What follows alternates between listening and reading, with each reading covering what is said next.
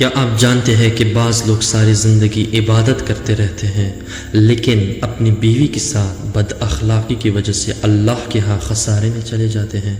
اگر آپ شادی شدہ ہیں تو یہ بات ضرور سنیں۔ بسم اللہ الرحمن الرحیم۔ رسول اکرم صلی اللہ علیہ وآلہ وسلم نے فرمایا، خیرکم خیرکم لأہلہ وانا خیرکم لأہلی۔ تم میں سب سے بہتر وہ ہیں جو اپنے گھر والوں کے لیے سب سے بہتر ہوں، اور میں اپنے گھر والوں کے لیے تم سب سے بہتر ہوں۔ یہی رسول اللہ صلی اللہ علیہ وآلہ وسلم کی سنت ہے کہ گھر میں محبت، نرمی، عزت اور حسن اخلاق کا ماحول قائم رکھا جائے۔ روایت میں ہے کہ رسول اللہ صلی اللہ علیہ وآلہ وسلم گھر کے کاموں میں بھی اپنے اہل خانہ کا ہاتھ بٹاتے تھے۔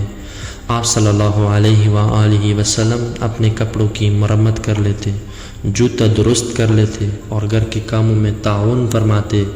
جب نماز کا وقت ہوتا تو نماز کے لیے تشریف لے جاتے۔ سوچئے، جو ہستی پوری انسانیت کے رہنما تھی، وہ بھی اپنے گھر والوں کے ساتھ محبت، تواضع اور خدمت کا عملی نمونہ تھی۔ پھر ہم کس بات کے تکبر میں اپنی بیوی کے ساتھ سختی کریں؟ یاد رکھیں، بیوی آپ کی ملازمہ نہیں بلکہ اللہ تعالیٰ کی امانت اور آپ کی زندگی کی ساتھی ہے۔ ایک نرم جملہ، ایک مسکراہٹ اور عزت بھرے الفاظ کبھی کبھی وہ خوشی دے دیتے ہیں جو مہنگے تحفے بھی نہیں دے سکتے۔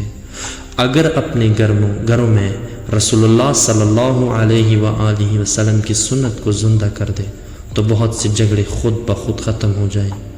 آج گھر جائیں، اپنے اہلیہ سے محبت بھرے لہجے میں بات کرے، شاید یہی ایک عمل آپ کے گھر کی فضا بدل دے۔ اگلی قسط میں ہم بات کریں گے، کیا صرف نان و نفقہ ادا کر دینا شوہر کی ذمہ داری پوری کر دیتا ہے؟